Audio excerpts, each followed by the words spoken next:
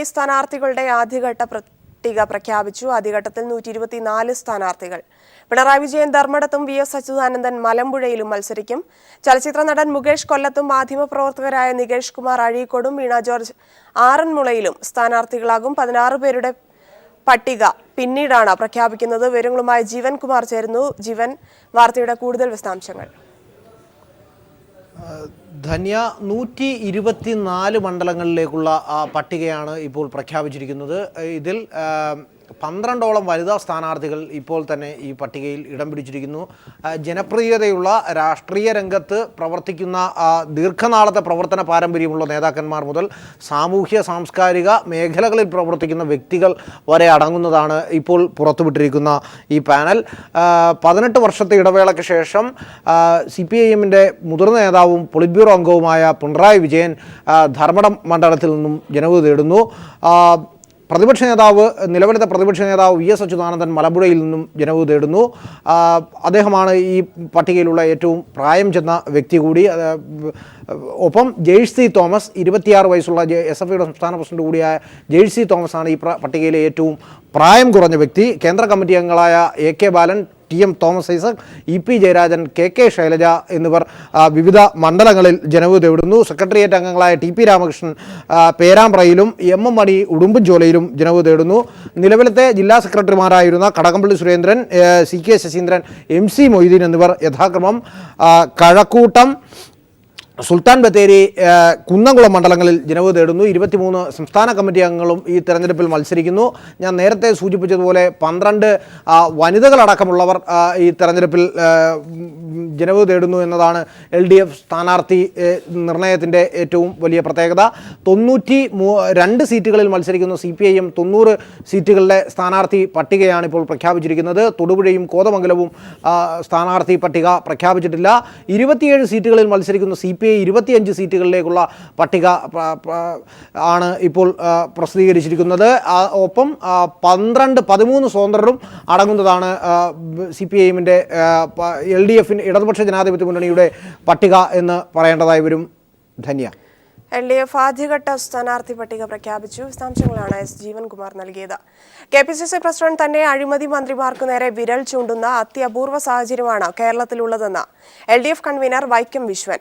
കേരളത്തിന്റെ സമഗ്ര വികസനം മുൻനിർത്തിയുള്ള LDF പ്രകടന പത്രിക ഏപ്രിൽ 5-ന് പുറത്തിറക്കുമെന്നും വൈക്കം വിശ്വൻ വാർത്താസമ്മേളനത്തിൽ അറിയിച്ചു.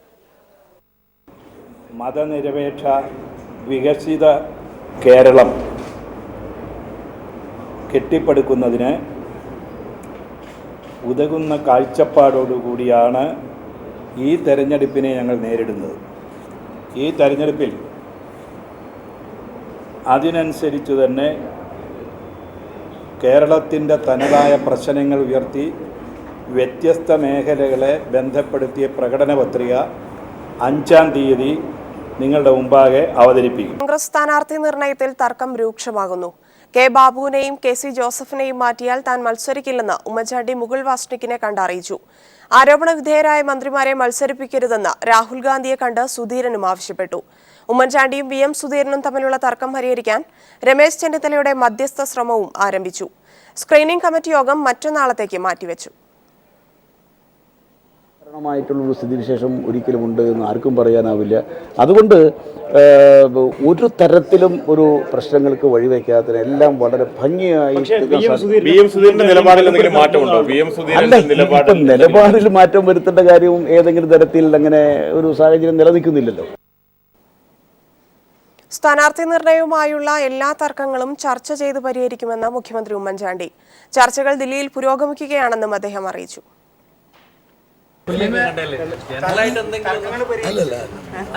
ഞാൻ പാർട്ടി വൈസ് പ്രസിഡന്റിനെ കണ്ടു.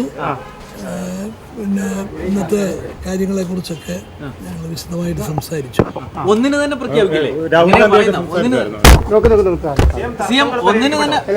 തർക്കങ്ങളൊക്കെ പരിഹരിക്കും, ഒരു പ്രശ്നമില്ല.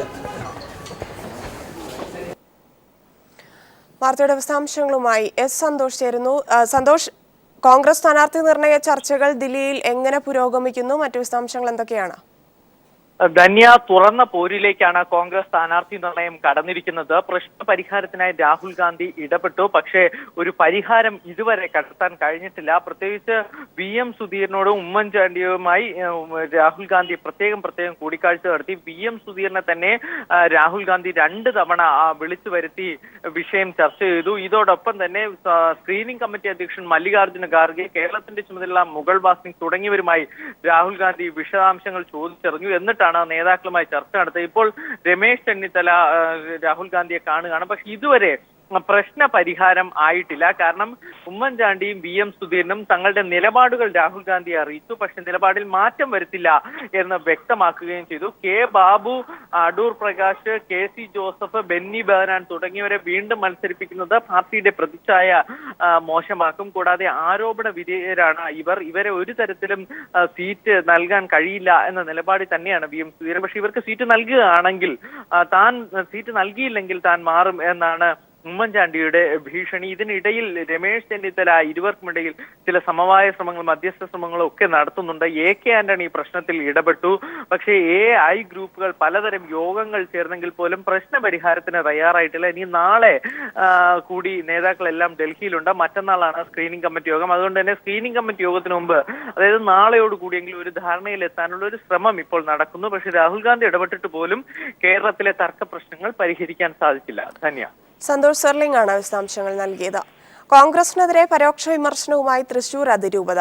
ചിലരെ സ്ഥിരമായി വിജയിപ്പിക്കുന്നത് സഭയുടെ ഔദാര്യമായി കണക്കാക്കരുതെന്ന് കത്തോലിക്ക കോൺഗ്രസിന്റെ വാർത്താക്കുറിപ്പ്. CPIM സംസ്ഥാന സെക്രട്ടറി കോടിയേരി ബാലകൃഷ്ണൻ അതിരൂപത ആർച്ച് ബിഷപ്പ് മാർ ആൻഡ്രൂസ് താഴത്തുമായി കൂടിക്കാഴ്ച നടത്തിയതിന് തൊട്ടുപുറകെയായിരുന്നു വാർത്താക്കുറിപ്പ് പുറത്തിറക്കിയത്. CPIM ജില്ലാ നേതാക്കളോടൊപ്പം ബിഷപ്പ് ഹൗസിലെത്തിയ കോടിയേരി അരമണിക്കൂറോളം അതിരൂപത ആർച്ച് ബിഷപ്പ് മാർ ആൻഡ്രൂസ് താഴത്തുമായി കൂടിക്കാഴ്ച നടത്തി. സൗഹൃദ സംഭാഷണം മാത്രമായിരുന്നു എന്ന് വ്യക്തമാക്കിയ കോടിയേരി തങ്ങൾക്ക് ആരുമായും ശത്രുതയില്ലെന്നും പ്രതികരിച്ചു.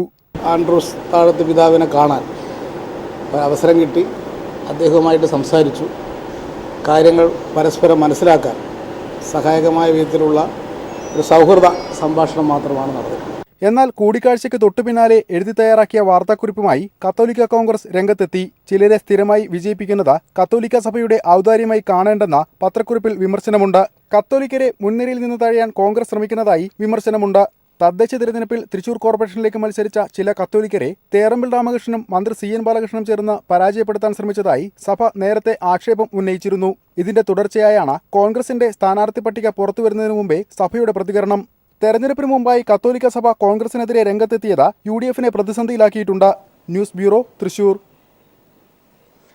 സ്ഥാനാർത്ഥി നിർണയം നടത്താനുള്ള സ്ക്രീനിംഗ് കമ്മിറ്റി ദില്ലിയിൽ ആരംഭിച്ചതിനു പിന്നാലെ കേരളത്തിൽ നിന്നും 100 കണക്കിന് സ്ഥാനാർത്ഥി മോഹികളാണ് ദില്ലിയിലെത്തിയിരിക്കുന്നത്. മുതിർന്ന നേതാക്കളെ കണ്ട് സീറ്റ് ഉറപ്പിക്കുന്നതിനായി സ്വന്തം മണ്ഡലത്തിലെ വിജയസാധ്യത രേഖകളുമായാണ് നേതാക്കളുടെ വരവ്. കഴിയുമെങ്കിൽ രാഹുൽ ഗാന്ധിയെയും സോണിയയെയും നേരിട്ട് കണ്ടെങ്കിലും KPCC ലിസ്റ്റിൽ കടന്നുകൂടുക എന്നതാണ് ലക്ഷ്യം. നേതാക്കൾ എത്തിയതോടെ ദില്ലിയിൽ ഹോട്ടലുകളിലും റൂം കിട്ടാനില്ലാതായി. ഇപ്പോൾ പ്രതീക്ഷയുടെ ഗദർധാരികളാണ്. കേന്ദ്ര നേതൃത്വവുമായുള്ള ചർച്ചയ്ക്ക് ശേഷമുള്ള സ്ഥാനാർത്ഥി പ്രഖ്യാപനത്തിന് മുന്നോടിയായി പട്ടികയിൽ ഇടം നേടാനുള്ള തത്രപ്പാടിലാണ് സ്ഥാനാർത്ഥി മോഹികൾ.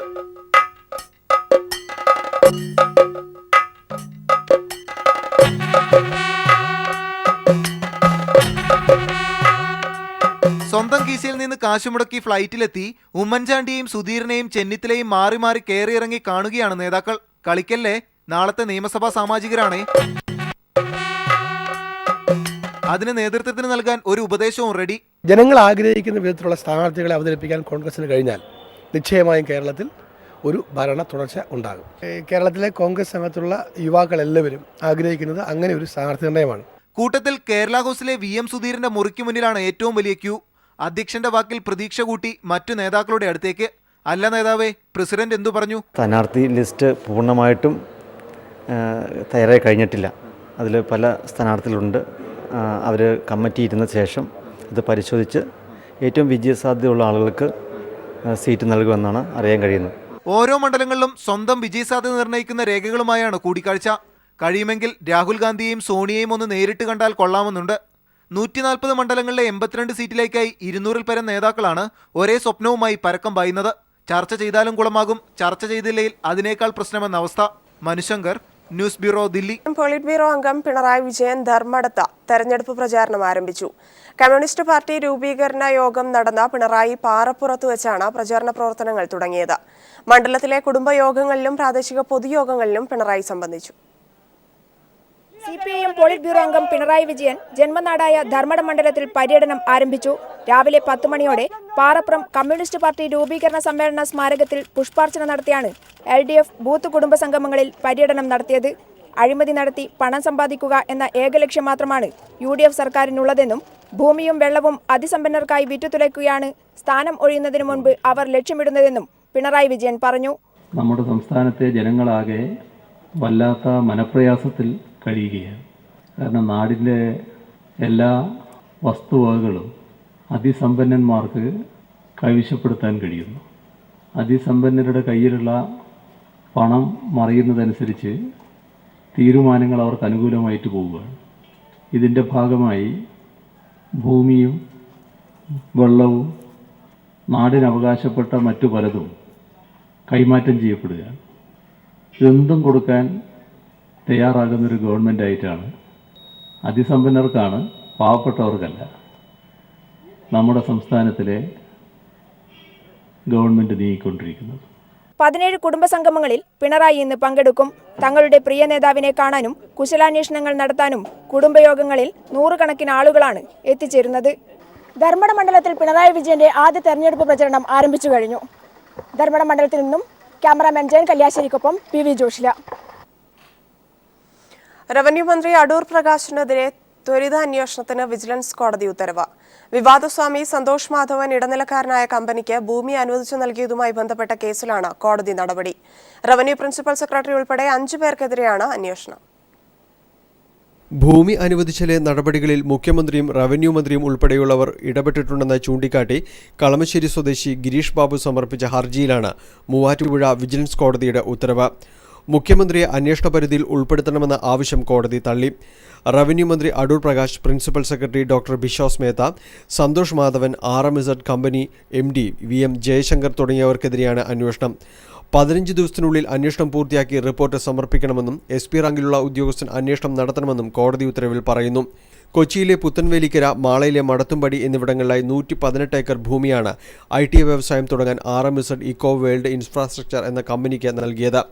ഉത്തരവ് വിവാദമായതിനെ തുടർന്ന് സർക്കാർ ഇത് പിൻവലിച്ചെങ്കിലും അനുവദിച്ചതിലെ ക്രമക്കേടുകളെക്കുറിച്ചാണ് അന്വേഷണം. സന്തോഷ് മാധവൻ ഉൾപ്പെടെയുള്ളവർ സ്വന്തമാക്കിയ സ്ഥലം തണ്ണീർത്തട നെൽവയൽ നിയമങ്ങളുടെ ലംഘനമാണെന്ന് കണ്ട് 2009 സർക്കാർ ഇത് ഏറ്റെടുത്തിരുന്നു. എന്നാൽ തെരഞ്ഞെടുപ്പ് പ്രഖ്യാപനം വന്നയുടൻ റവന്യൂ വകുപ്പ് തിരക്കിട്ട ഇപ്പോൾ സ്ഥലം കമ്പനിക്ക് തന്നെ കൈമാറി ഉത്തരവിറക്കി. കോൺഗ്രസിനകത്ത് തന്നെ വലിയ വിവാദമായിരുന്നു ഈ നടപടി. തെരഞ്ഞെടുപ്പിൽ സീറ്റിനു വേണ്ടി മത്സരരംഗത്തുള്ള അടൂർ പ്രകാശിന് കോടതി ഉത്തരവ് തിരിച്ചടിയായിരിക്കുകയാണ്. News bureau, Kochi. 2008 മുൻപ് നികത്തിയ പാടങ്ങളും തണ്ണീർത്തടങ്ങളും സാധൂകരിക്കാനുള്ള തുടർ നടപടികൾ ഹൈക്കോടതി തടഞ്ഞു. ഡാറ്റാ ബാങ്കിൽ ഉൾപ്പെട്ടിട്ടുള്ള പാടശേഖരങ്ങളും തണ്ണീർത്തടങ്ങളും നികത്താനാകില്ലെന്നും ഹൈക്കോടതി. സെപ്റ്റംബർ 2 ദേശീയ പണിമുടക്കിന് കേന്ദ്ര ട്രേഡ് യൂണിയൻ സംയുക്ത സമരസമിതിയുടെ ആഹ്വാനം. കേന്ദ്ര സർക്കാരിന്റെ തൊഴിലാളി വിരുദ്ധ നയങ്ങളിൽ പ്രതിഷേധിച്ചാണ് പണിമുടക്ക്. ദില്ലിയിൽ ചേർന്ന ട്രേഡ് യൂണിയൻ കൺവെൻഷനാണ് പണിമുടക്കിന് ആഹ്വാനം ചെയ്തത്. തൊഴിലാളി സംഘടനകൾ മുന്നോട്ടുവച്ച 12 ആവശ്യങ്ങളിൽ ഒന്നിൽ പോലും അനുകൂല തീരുമാനമെടുക്കാൻ കേന്ദ്ര സർക്കാർ തയ്യാറാകാത്ത സാഹചര്യത്തിലാണ് ട്രേഡ് യൂണിയനുകൾ പണിമുടക്കിന് ആഹ്വാനം ചെയ്തത്. ദില്ലിയിൽ ചേർന്ന സംയുക്ത ട്രേഡ് യൂണിയൻ കൺവെൻഷനാണ് കേന്ദ്ര സർക്കാരിന്റെ തൊഴിലാളി വിരുദ്ധ നയങ്ങൾക്കെതിരായ സമരപരിപാടികൾക്ക് രൂപം നൽകിയത്. ജൂൺ ജൂലൈ മാസങ്ങളിൽ രാജ്യവ്യാപക പ്രതിഷേധ പ്രചരണ പരിപാടികൾ സംഘടിപ്പിക്കും. ക്വിറ്റ് ഇന്ത്യ ദിനമായ ഓഗസ്റ്റ് 9 സംസ്ഥാന തലസ്ഥാനങ്ങളിലും വ്യവസായ കേന്ദ്രങ്ങളിലും തൊഴിലാളികൾ സത്യാഗ്രഹമിരിക്കും. സെപ്റ്റംബർ 2 ദേശവ്യാപക പണിമുടക്ക്. കേന്ദ്ര സർക്കാരിന് മുന്നിൽ 5 മാസത്തെ സമയമുണ്ടെന്നും പണിമുടക്ക് ഒഴിവാക്കാൻ സർക്കാർ ചർച്ചയ്ക്ക് തയ്യാറായി ആവശ്യങ്ങൾ അംഗീകരിക്കണമെന്നും CITU അഖിലേന്ത്യാ പ്രസിഡന്റ് AK പത്മനാഭൻ പറഞ്ഞു. തൊഴിലാളികളുടെ ആവശ്യങ്ങളെക്കുറിച്ച് ചർച്ച ചെയ്ത് തീരുമാനത്തിലെത്താൻ 5 മാസം ബാക്കിയുണ്ട്. 5 മാസത്തെ കാലാവകാശത്തോടു കൂടിയാണ് ഈ സമരപരിപാടികൾ ആവിഷ്കരിച്ചിരിക്കുന്നത്. സർക്കാർ മുമ്പോട്ട് വരണം, പ്രശ്നങ്ങൾ ചർച്ച ചെയ്ത് ഞങ്ങളുടെ 12 ആവശ്യങ്ങളെക്കുറിച്ചും പരിഹാരമുണ്ടാക്കണമെന്നാണ് ഞങ്ങൾ ആവശ്യപ്പെടുന്നത്. CITU, INTUC, AITUC തുടങ്ങി 10 ട്രേഡ് യൂണിയൻ പ്രതിനിധികളും വിവിധ മേഖലകളിലുള്ള ദേശീയ ഫെഡറേഷൻ നേതാക്കളുമാണ് കൺവെൻഷനിൽ പങ്കെടുത്തത്. കേന്ദ്ര ട്രേഡ് യൂണിയൻ സംയുക്ത സമരസമിതിയിൽ അംഗമാണെങ്കിലും BJP തൊഴിലാളി സംഘടനയായ BMS കൺവെൻഷനിൽ നിന്നും വിട്ടുനിന്നു. തൊഴിൽ നിയമ ഭേദഗതി നീക്കത്തിൽ നിന്നും പിന്മാറുക, വിവിധ മേഖലകളിൽ നേരിട്ടുള്ള വിദേശ നിക്ഷേപം അനുവദിക്കാനുള്ള നീക്കം ഉപേക്ഷിക്കുക, കുറഞ്ഞ വേതനം 15,000 രൂപയാക്കുക തുടങ്ങി 12 ആവശ്യങ്ങളാണ് സമരസമിതി മുന്നോട്ട് വച്ചിട്ടുള്ളത്. News bureau, Delhi. Kozhikode Baby Memorial Hospital chairman doctor KG അലക്സാണ്ടറുടെ മാതാവും കല്ലുവിള പരേതനായ KC വർഗീസിന്റെ ഭാര്യയുമായ കുഞ്ഞമ്മ വർഗീസ് നിര്യാതയായി. 84 വയസ്സായിരുന്നു. റീജിയണൽ മാനേജർ രഞ്ജിത്ത് കൈരളി ടിവിയുടെ റീത്ത് സമർപ്പിച്ചു. സംസ്കാരം വെസ്റ്റ് ഹിൽ സെമിത്തേരിയിൽ വൈകിട്ട് നടന്നു.